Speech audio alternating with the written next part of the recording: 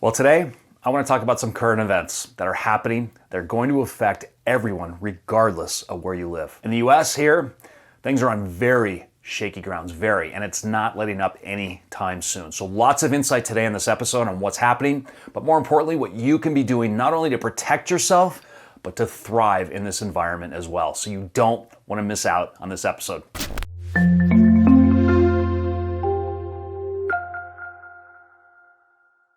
Hi, welcome to another episode of Wired for Wealth, guiding you to achieve lasting financial freedom and peace of mind. I'm your host, John MacGregor, your antidote to your financial struggles. And if you haven't already done so, you know what to do. Ring that bell below and hit subscribe.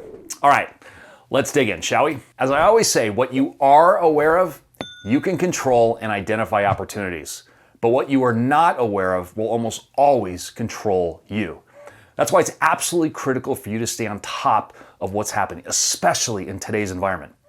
Over the years, too many people are thinking to themselves, and I hear them say it to me, John, I just hope everything will work out.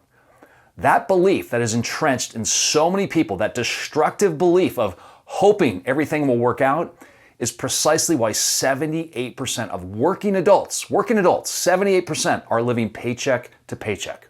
And why 65% of the population could not come up with $500 for an emergency expense. I mean, just think about those numbers. I'm telling you, hope is not a strategy. And so many people think that everything is just going to work out on their own. Look, we can be in a very bumpy, if not devastating ride for a very, very long time. The question is, what are you doing to prepare and even prosper in this market? And there are so many things you can be doing right now.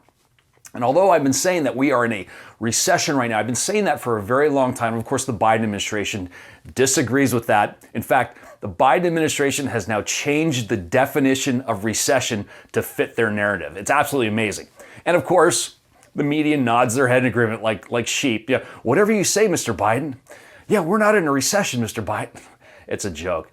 In fact, Jim Cramer, maybe you've seen this guy. He's the top stock analyst on CNBC. Lots of people follow him.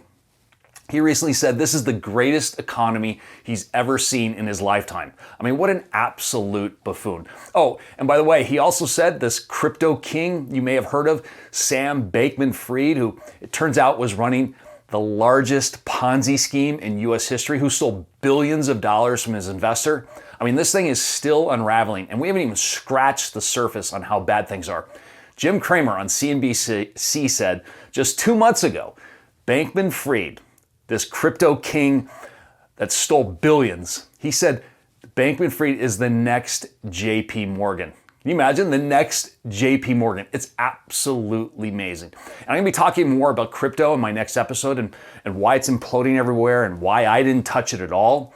And most importantly, how you can avoid falling for these financial investment traps so you don't want to miss that episode. And not to get off track here, but I will say the big lesson here is you really have to be careful who you listen to and what you believe. You really have to do your own research to verify what you're hearing and seeing and stay away from the herd mentality.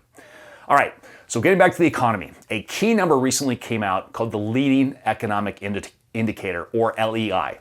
LEI, as its name says, is an indicator that can help really predict and forecast future events and trends in business and markets and the overall economy. And right now, that indicator is trending negative. In fact, it showed that conditions further deteriorated in October, with the gauge down 0.8% from the previous month, and that follows a 0.5 decline in September. Now, those numbers may sound not like much, right?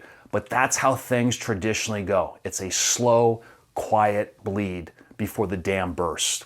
What this is telling us is that consumers, they're showing a worsening outlook on the economy as inflation hasn't improved. Gas and heating prices are draining the pocketbooks of families.